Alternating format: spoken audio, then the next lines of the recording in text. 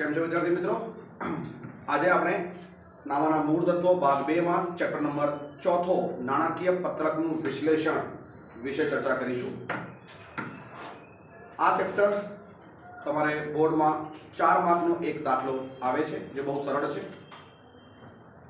નાણાકીય પત્રકનું વિશ્લેષણ section D માં પૂછાય છે 4 માર્કના પ્રશ્નમાં, અને થિયરી એમસીક્યુ અને વન લાઇનર ઓબ્જેક્ટિવ ક્વેશ્ચન એ તો અલગ જ પૂછાશે, એના માર્ક્સ જુદા. તો ચેપ્ટર શરૂ કરીએ એના પહેલાં આપણે ટૂંકમાં જસ્ટ વ્યાખ્યા સમજીએ. નાણાકીય પત્રકનું વિશ્લેષણ એટલે શું? 11મા ધોરણમાં ભાગ 2 ચેપ્ટર નંબર 5 વાર્ષિક હિસાબ તમે કરી રહ્યા છો. તો ફક્ત વિચારો, વાર્ષિક હિસાબનો ચેપ્ટરનું નામ શું હતું? નાણાકીય પત્રકો એનું નામ હતું. તો નાણાકીય પત્રકો એટલે નફા નુકસાન ખાતું અને પાકું સરવૈયું. ફક્ત એટલું નહીં, જ્યારે પણ કોઈ કંપની નાણાકીય પત્રકો બનાવે છે એટલે પોતાના વાર્ષિક હિસાબ રજૂ કરે છે, તો એના સાથે બીજા ઘણા પત્રકો તૈયાર કરતી હોય છે. ક્યારે પણ કોઈ કંપની પોતાના નાણાકીય પત્રકો જ્યારે બહાર પાડે, કારણ કે દર કંપનીને ટ્રાન્સપરન્સી રાખવા માટે પોતાના પત્રકો વેબસાઇટ ઉપર મૂકવા પડે છે, ઓડિટ કરાવવા પડે છે.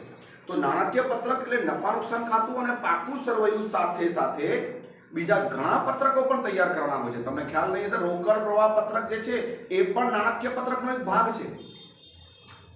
એવી રીતે ઘણા અંદાજપત્રો પણ બનાવવાના હોય છે.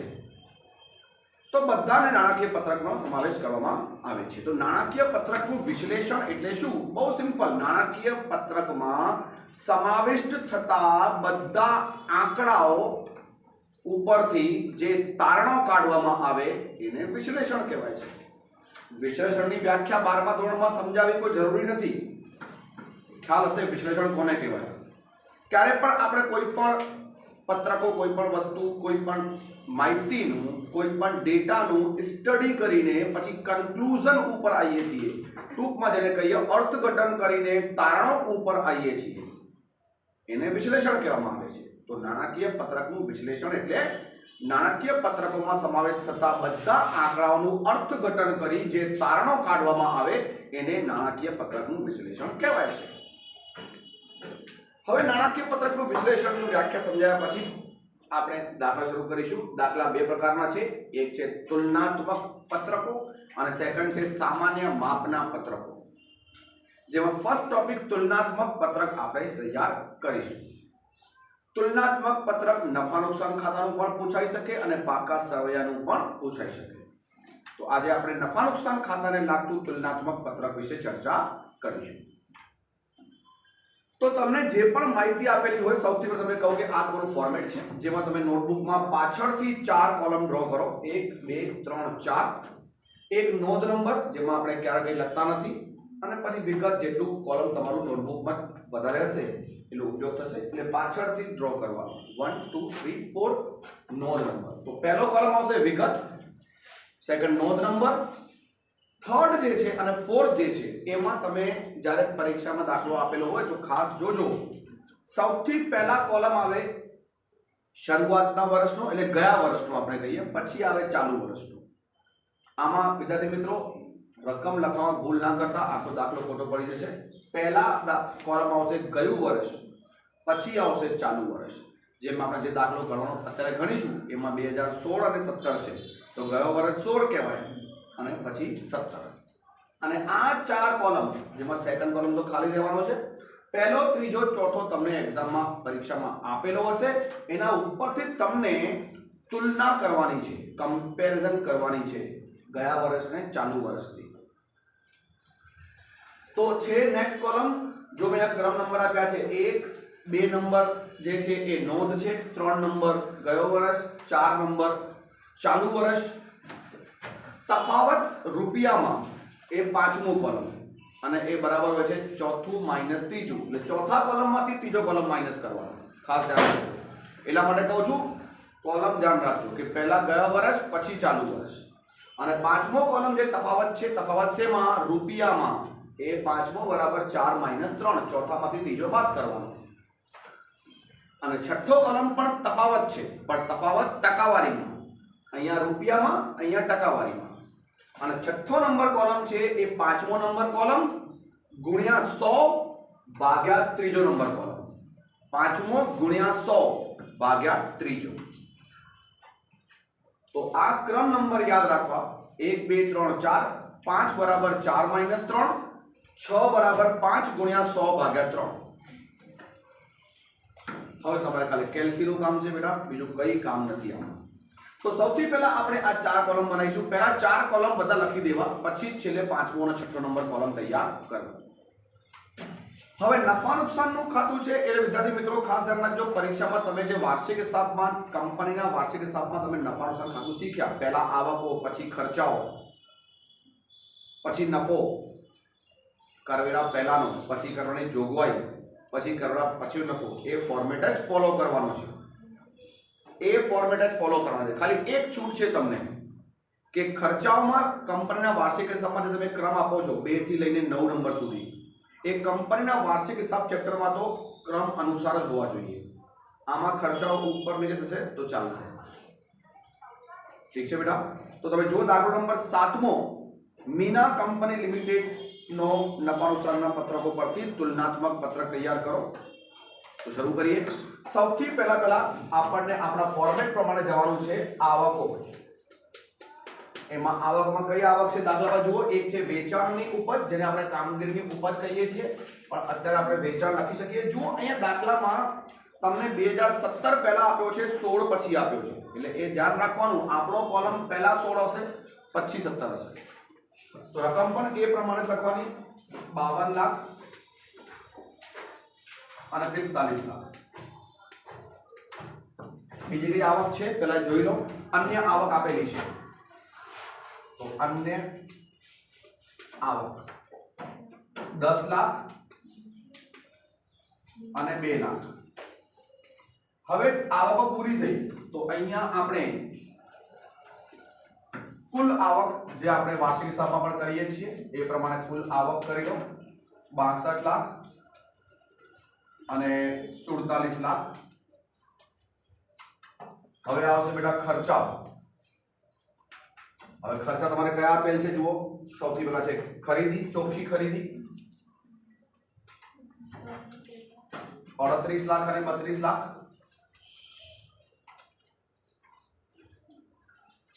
એના પછી છે સ્ટોકમાં ફેરફાર, સોરી અન્ય ખર્ચા આપેલ છે બેટા. તો અન્ય ખર્ચા, હવે ખાસ તમે જુઓ અન્ય ખર્ચા કેવી રીતે આપેલ છે. અન્ય ખર્ચા તમને કૌંસમાં શું લખ્યું છે, વેચાણની ટકાવારી 18% અને 22%. ક્લિયર કીધેલું છે કે આ ટકાવારી છે કોના ઉપર, વેચાણ ઉપર. તો જે તમારી વેચાણ છે એના ઉપર ટકાવારી શોધવાની. તો જુઓ 2016 માં વેચાણ ઉપર 18% છે, તો આપણે 52 લાખ રૂપિયાના 52 લાખ આપણું વેચાણ છે, ફક્ત એના 18% શોધી લો. 9,36,000. અને 2017 માં જુઓ બેટા 22% છે, તો વેચાણ 45 લાખ છે. 45 લાખના 22% શોધશો એટલે 9,90,000. નેક્સ્ટ છે સ્ટોકમાં ફેરફાર. એ પણ આપણે ખર્ચમાં જ આવે છે. જેમ મેં તમને કીધું કે ખર્ચામાં તમારે ઉપર નીચે થશે, તો આ ચેપ્ટરમાં ચાલશે, કંપનીના વાર્ષિક હિસાબમાં નહીં. અહીંયા છે 2 લાખ અને 1 લાખ પણ માઇનસમાં, એટલે કૌંસમાં લખીશું 2 લાખ અને 1 લાખ. પછી કરવેરાનો છે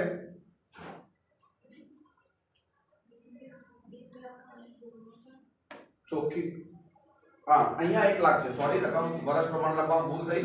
1 લાખ અને 2 લાખ. પછી આવક છે 30%, એ તો આપણે જવા કાઢ્યા પછી આવશે. તો સૌથી પહેલા આપણે અહીંયા સરવાળો કરી દઈએ. ખર્ચાનો કુલ ખર્ચા 38 થી 9 47 માઈનસ 1 46,36,36,000 રૂપિયા. 32 થી 9 41 માઈનસ 2 39,90,000 રૂપિયા કુલ ખર્ચા. હવે આવક વેરા પહેલાનો નફો 62 લાખ માઈનસ 46,36,000 એટલે 15,64,000 રૂપિયા નફો થયો. અને 47 લાખ માઈનસ 39,90,000 7,10,000 રૂપિયા નફો થયો। હવે કરવાની જોગવાઈ નિયમ પ્રમાણે જે હોય છે જે છે 30%।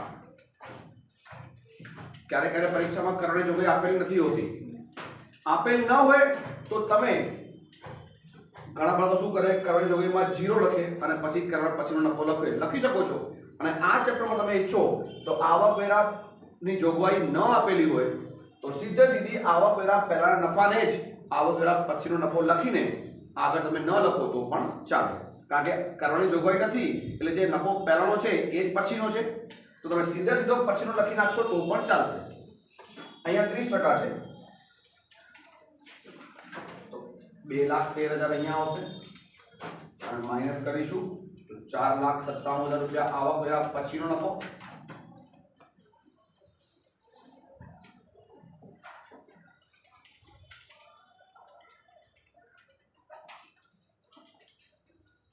₹4,69,200 એટલે 1,10,94,800 આ ગયો આવકવેરા પછીનો નફો। તો આ થયો આપણો બે કોલમ। આ તો ખાલી ચોપડીમાં આપેલા જ છે એટલે આવો પ્રશ્ન તમારે આગળ તમે ગોઠવાના છે, ખાલી આપણે ગોઠવી કાઢે નિયમ પ્રમાણે। હવે આગળ આ બે દાખલા પહેલા શીખવાડું એના પહેલા એક વસ્તુ મોસ્ટ આઈએમપી શીખવાડું છું। મોસ્ટ આઈએમપી જે તમે હોમવર્કમાં કરશો, ઉદાહરણ નંબર 5મો એકવાર જોઈ લેજો। ઉદાહરણ નંબર 5મો કાઢીને એમાં તમે જુઓ વિદ્યાર્થી મિત્રો કે જે અન્ય ખર્ચાઓ છે, જેવી રીતે આમાં તમારે આ દાખલો તમારો ચાલી રહ્યો છે, દાખલો નંબર છે આ 7મો ચાલી રહ્યો છે, આમાં તમારા અન્ય ખર્ચ જે છે એક ટકાવારી કોના ઉપર હતી? વેચાણ ઉપર હતી। તો તમે ટકાવારી કોના ઉપર કાઢી બેટા? વેચાણ ઉપર કાઢી। અને ઉદાહરણ નંબર 5માં જુઓ એ કોના ઉપર છે? વેચેલ માલની પડતર ઉપર। ઉદાહરણ નંબર 5 ફરી જોજો, એ વેચેલ માલની પડતર ઉપર ટકાવારી છે, પણ વેચેલ માલની પડતર દાખલા પર નથી આપેલી।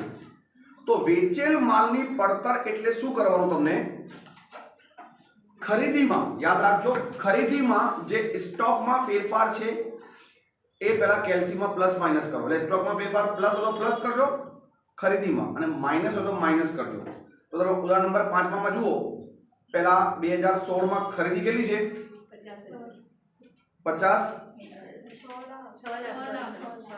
6 લાખની ખરીદી છે, અને એમાં સ્ટોકમાં ફેરફાર કેટલો છે? 50,000 પ્લસમાં છે કે માઇનસમાં છે? ખાસ ચેક કરજો, પ્લસમાં છે તો 6 લાખમાં 50,000 પ્લસ કરવાના કેલ્સીમાં 6.5 લાખ થયા, અને એની ટકાવારી કાઢો। ટકાવારી કેટલી છે ખર્ચની? 12%, એટલે રકમ 78,000 રૂપિયા આવશે।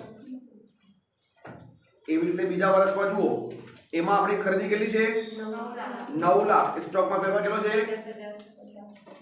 50,000 પ્લસમાં કે છે કે માઇનસ છે? ખાસ ચેક કરજો, એ પણ પ્લસમાં છે, કારણ કે કહું છું જો સ્ટોકમાં ફેરફાર છે આ દાખલામાં માઇનસમાં છે। હવે આ દાખલામાં તમારે ટકાવારી જે છે એ વેચેલ માલની પડતર ઉપર હોત તો તમે વેચાણમાં સ્ટોક માઇનસ કરો, એટલે ટૂંકમાં સ્ટોક પ્લસમાં હોય તો પ્લસ કરવાનો, ખરીદીમાં સોરી પ્લસમાં હોય તો પ્લસ કરવાનો અને માઇનસમાં હોય તો માઇનસ કરવાનો, એને કહેવાય વેચેલ માલની પડતર। આ વસ્તુ ભૂલતા નહીં। મોસ્ટ આઈએમપી દાખલો બોર્ડમાં પૂરેપૂરી શક્યતા છે કે દાખલો 7મો આવી શકે અથવા ઉદાહરણ નંબર 5મો આવી શકે, અને આ બે આવડે તો બાકી બધા આવડવાના જ છે, એ સિમ્પલ વસ્તુ છે। તો આગળ વધીશું, ઉદાહરણ નંબર 5 તમે જાતે કરજો। હવે આ તમે ગોઠવી દીધું, હવે આ ગોઠવ્યા પછી તમે વિચારો છે શું? કઈ નથી, 5મો નંબર કોલમ બરાબર ચોથો માઇનસ ત્રીજો, તો ચોથામાંથી ત્રીજો માઇનસ કરવાનો। 45 લાખ માઇનસ 52 લાખ એટલે માઇનસના 7 લાખ, 2 લાખ માઇનસ 10 લાખ માઇનસના 8 લાખ, 47 લાખ માઇનસ 62 લાખ માઇનસના 15 લાખ, 32 લાખ માઇનસ 38 લાખ માઇનસના 6 લાખ, 9,90,000 માઇનસ 9,36,000 માઇનસના 54,000। હવે આ વસ્તુ ખાસ આમાં ભૂલ થાય છે, આ ઓરલી નહીં કરવાની, ઘણા બાળકો ઓરલી કરે, બરાબર? ટૂંકમાં એક જ વસ્તુ છે, ઓરલી ના કરતા, કારણ કે ભૂલ થવાની પૂરેપૂરી શક્યતા છે। ભૂલ થઈ શકે કે નહીં થઈ શકે અત્યારે પ્રૂફ કરું છું, વગર કેલ્સી ચલાય મને કહો, માઇનસના 2 લાખમાંથી માઇનસ કરો માઇનસના 1 લાખ, તો જવાબ શું આવે? તો કોઈના મનમાં આવ્યો હશે 3 લાખ, કોઈના મનમાં આવ્યો હશે 1 લાખ, પણ માઇનસ તો 1 લાખ આવશે. તો તમે ઓરલી વિચારો, જવાબ ન આવ્યો એટલે આપણે જેનો જવાબ નથી આવ્યો ઓરલી વિચારવામાં એટલે એ સમજી જવાનું બાળકને કે આપણને પરીક્ષામાં પોતાના પ્રત્યે દોઢ ડાયા નહીં થવાનું. બરાબર બેટા? એટલે આપણે કેલ્સીનો ઉપયોગ કરીશું. 9,90,000 માઇનસ 936 સોરી 54 પ્લસમાં આવશે. સિમ્પલ વસ્તુ છે. હવે તમે માઇનસના 2 લાખ કેલ્સી યુઝ કરો. માઇનસના 2 લાખ લખો. માઇનસના 2 લાખ કેવી રીતે લખાય આવડે છે? 2 લાખ લખીને પ્લસ માઇનસ દબાવવાનું. પ્લસ માઇનસ દબાવશો એટલે માઇનસના 2 લાખ દેખાશે. પછી માઇનસનું બટન દબાવો, મેઇન માઇનસનું, કારણ કે આપણે બાદબાકી કરવાની છે. શું બાદબાકી કરવાની છે? માઇનસના 1 લાખ. તો ફરીથી 1 લાખ લખીને પ્લસ માઇનસ દબાવો તો એ માઇનસના 1 લાખ થયા. હવે ઇક્વલ ટુ પ્રેસ કરો તો માઇનસના 1 લાખ દેખાશે. બે રકમમાંથી કોઈ પણ રકમ માઇનસમાં હોય ને તો એક જ વસ્તુ કહું છું, કેલ્સીનો ઉપયોગ કરવો, ઓરલી નહીં કરવો. ભૂલ થવાની શક્યતા પૂરેપૂરી હોય છે.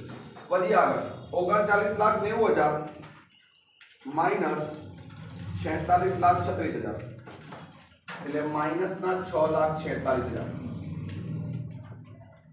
7,10,000 માઇનસ 15,64,000 માઇનસના 8,54,000. 2,13,000 માઇનસ 4,59,200 માઇનસના 2,56,200 અને છેલ્લે 4,97,000 માઇનસ 10,94,800 એટલે માઇનસના 5,97,800. તો વિદ્યાર્થી મિત્રો કેલ્સીનો બહુ કામ છે એ યાદ રાખજો આ ચેપ્ટરમાં. અને બીજી વસ્તુ બેટા છે એમ જોવા જઈએ તો 12મા ધોરણ માટે કંઈ નથી, કારણ કે ચોથામાંથી ત્રીજો નંબર કોલમ ખાલી બાદબાકી કરવાની છે, બાકી છે કંઈ નહીં. હવે ટકાવારીમાં ખાસ ધ્યાન રાખજો. 5મા નંબર કોલમને ગુણાકાર કરો 100 વડે પહેલા, તો 7 લાખ ગુણ્યા 100 કરો અને પછી એને ભાગ્યા કરો થર્ડ નંબર કોલમ એટલે ભાગ્યા 52 લાખ. જવાબ આવ્યો 140. હવે આ 140 માઇનસમાં હશે ને બેટા? કેમ માઇનસમાં હશે? કારણ કે આ માઇનસના 7 લાખ છે. માઇનસના 7 લાખને તમે ભાગાકાર કરો પ્લસની રકમ વડે તો ભાગાકાર તો માઇનસમાં જ આવે. અન્ડરસ્ટુડ છે? તો 140 કૌંસમાં જ રાખવાના. આ કૌંસ નહીં પાડ્યો એટલે ખોટો મળે. અત્યારે આપણે 7 લાખ ભાગ્યા 52 લાખ કર્યા ને, પણ છે તો એક્ચ્યુઅલી 7 લાખ માઇનસના ને, તો આ તો આપણે કેલ્ક્યુલેશન બુદ્ધિમાં કરવાનું. તો માઇનસના 7 લાખ એક બાર ફરીથી ચલાવીએ કેલ્સી, કદાચ ગુણાકાર ભાગાકાર ભૂલ થઈ હોય તો 13.46 આવે છે બેટા. પણ 13.46 ફરી કહું છું માઇનસમાં, કારણ કે માઇનસના 7 લાખ છે. બસ હવે આવું કરતા જ જાઓ. હવે 8 લાખ ભાગ્યા ગુણ્યા 100 કરી દેવાનું, ભાગ્યા 10 લાખ 80%. પણ શેમાં? માઇનસમાં ને, કારણ કે માઇનસના 8 લાખ ભાગ્યા 10 લાખ એટલે માઇનસના 8 લાખ આવે. આ માઇનસના 80% આવે ને. નેક્સ્ટ શું છે? માઇનસના 15 લાખ ભાગ્યા ગુણ્યા 100 કરી દેવાના છે 24.19. હવે ઘણા વિદ્યાર્થીઓ એક ભૂલ કરે છે પરીક્ષામાં, ધ્યાન રાખજો. કઈ ભૂલ કરે છે સમજજો. આપણે જ્યારે કુલ કરીએ છીએ, કુલ એટલે શું હોય છે? ઉપરના બંનેનો સરવાળો કરીએ છીએ. તો જુઓ તમારે 5મા નંબર કોલમ સુધી, 5મા નંબર કોલમમાં તમે જુઓ ઉપરનો 2 નો સરવાળો કરો, -7 લાખ અને -8 લાખ એટલે -15 લાખ થાય. અથવા તમે ચોથો માઇનસ ત્રીજો કરો 47 - 62 એટલે -15 લાખ થાય. એટલે સરવાળો કરો તો પણ કુલ આવે, 4 - 3 કરો તો પણ કુલ આવે. પણ ટકાવારીમાં એવું નહીં બને. ઘણા વિદ્યાર્થીઓ પરીક્ષામાં શું કરે છે? પહેલી 2 ટકાવારી કાઢીને પછી એનો કુલ લખે છે આ ટકાવારીમાં. પણ જુઓ આ કુલ નથી, ઉપર તો 13 અને 80 માઇનસમાં છે. તો માઇનસના 13 અને માઇનસના 80 તો માઇનસના 93% થાય. જવાબ પણ 24% નો છે. કારણ કે ટકાવારીમાં સરવાળો નહીં કરવાનો, ટકાવારી તો તફાવત બતાવે છે. એટલે આ વસ્તુ ખાસ ધ્યાન રાખજો કહેવાનો મતલબ એ છે કે ટકાવારીના કોલમમાં દરેકમાં એવું જ કરવાનું છે. કુલ હોય, કુલનો ટકાવારી કાઢો કે બીજી કે ટકાવારી કાઢો, એક જ વસ્તુ, પાંચમો કોલમ ગુણ્યા 100 ભાગ્યા ત્રીજો કોલમ. અને આ વસ્તુ જ્યારે અમુક વસ્તુ એવી છે બેટા કે આપણે પરીક્ષામાં એટલે આખું વર્ષ કરતા આવીએ છીએ પણ પરીક્ષામાં દેખાઈ જાય છે. જેમ કે તમે અહીંયા જુઓ 80 ને 13 93 થાય પણ થયા કેટલા? 24 જવાબ આવ્યો. આ તમને અત્યારે નોર્મલ લાગે પણ પરીક્ષામાં બહુ મોટી વાત લાગે કે આવું થઈ શકે, આવો પ્રશ્ન ઊભો થાય. એટલે અત્યારે આવું થશે એટલે પાંચમો કોલમ ગુણ્યા 100 ભાગ્યા ત્રીજો કોલમ કરવાનો છે. આગળ વધીએ હવે. 6 લાખ ગુણ્યા 100 ભાગ્યા 38 લાખ એટલે 15.78 ને 9 છે 79 કરી દઈએ. હવે 54,000 ગુણ્યા 100 ભાગ્યા 9,36,000 5.77%. હવે આ પ્લસમાં આવશે કારણ કે જો બંને પ્લસમાં છે, 54,000 પ્લસમાં છે, 936 પણ પ્લસમાં છે. 1 લાખ ભાગ્યા 1 લાખ એટલે 1 લાખ ગુણ્યા 100 ભાગ્યા 1 લાખ એટલે 100 જ આવે અને 100 પ્લસમાં આવશે. કેમ? કારણ કે આ 1 લાખ માઇનસમાં છે અને ભાગાકારનો પણ 1 લાખ માઇનસમાં છે. બંને ભાગ માઇનસમાં હોય તો માઇનસ માઇનસ શું થાય? પ્લસ થાય. એટલે અહીંયા ટકાવારી 100 આવવાની પ્લસ થી 100%. 6,46,000 ગુણ્યા 100 ભાગ્યા 46,36,000 13.93 માઇનસમાં, કારણ કે આ એક રકમ માઇનસમાં છે, એક રકમ પ્લસમાં છે. નેક્સ્ટ 8,54,000 ભાગ્યા 15,64,000 ગુણ્યા 100 તો કરી 54.60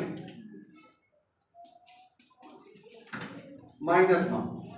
હવે તમે જુઓ નેક્સ્ટ કરો 2,56,200 ભાગ્યા 4,69,200 શું આવ્યું? 54.60 આવશે.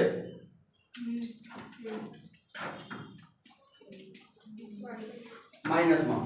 આગળ કરો 5,97,800 ભાગ્યા 10,94,800 ગુણ્યા 100 54.60 આવશે. એટલે આને કહેવાય મેજિકલ મેથેમેટિકલ જાદુ. જો 3 રકમ સેમ આવશે. કરવેલા પછીનો નફો, પહેલાનો નફો અને કરવાની જોગવાઈમાં હંમેશા ટકાવારી સેમ જ આવે. ભલે રકમો જુદી હોય એવી રીતે એડજસ્ટેડ હોય છે. આ ટકાવારી એક પ્રોપોર્શન કહેવાય છે. તો હવે વિદ્યાર્થીઓ તમે જુઓ આ દાખલો 4 માર્કમાં આવે તો આપણે શું ખોટો છે અને આમાં ક્યાં બુદ્ધિ દોડાવવાની છે? બુદ્ધિ દોડાવવાની છે જ નહીં. આ બે કોલમ તમારે ગોઠવીને બનાવવા છે, ખાસ ધ્યાન રાખવાનો. અને તફાવત 5મો બરાબર ચોથો માઇનસ ત્રીજો અને છઠ્ઠો બરાબર 5મો ગુણ્યા 100 ભાગ્યા ત્રીજો. બે વસ્તુનો ખાસ ધ્યાન રાખવાનો કે કેલ્સીનો જ ઉપયોગ કરવાનો, ઓરલી કરવાની કોઈ જરૂરત નથી. ભૂલ પડવાની શક્યતા હોય છે. એમાં પણ માઇનસની રકમ હોય તો ખાસ. અને ટકાવારીમાં સરવાળામાં ઉપરનો સરવાળો જે છે એ કુલમાં નહીં આવે એટલા માટે 5મો કોલમ ગુણ્યા 100 ભાગ્યા ત્રીજો કોલમ જ કરવો. તો મિત્રો એક તમે દાખલો નંબર મેં તમને કીધો ઉદાહરણ નંબર 5મો ખાસ કરજો. અને તમે જુઓ દાખલો નંબર 4થો એ પણ એવો જ છે. તમે ચોથામાં જુઓ પણ સરળ છે. જેમાં તમે જોઈ શકો છો સૌથી પહેલા આપણે આવક લખીએ છીએ તો આવકમાં વેચાણની આવક અને અન્ય આવક બંને આપેલી છે, લખી દેવી અને કુલ કરી દેવાનો. પછી ખર્ચાઓમાં જો મિત્રો ખાલી એક જ વસ્તુ આપેલ છે, ખર્ચાઓ, એટલે સીધે સીધો ખર્ચાઓ લખી દેવાના. હવે ઘણા બાળકો પૂછે ખર્ચાઓ લખીને પછી કુલનો એક જ વસ્તુ હોય તો કુલ બનાવવાની તો બનાવી દેવાની. ખર્ચાઓ લખી પછી ફરી સરવાળો કુલ ખર્ચા એની એ જ રકમ અને પછી જો તમે ટકાવારી આપેલ છે એટલે કરવેલા પહેલાનો નફો, પછીનો નફો અને કરવાની જોગવાઈ. તો એવી રીતે દાખલા નંબર 4થો પણ જાતે ટ્રાય કરવો. જો કે આ 3 દાખલા આવડી ગયા એટલે આગળ દાખલા તમે ખાલી ઓરલી સમજો તો પણ આવડી જ જાય. તો હું સમજુ છું તમને આ તો લેક્ચર ક્લિયર ખબર પડી છે અને બધા દાખલાઓ તમે પૂરા સોલ્વ કરશો. ઉદાહરણ નંબર 5મો તમે કરશો, દાખલો પણ કરશો અને આ વિડીયો તમે વારંવાર જોશો. Thank you very much and God bless you.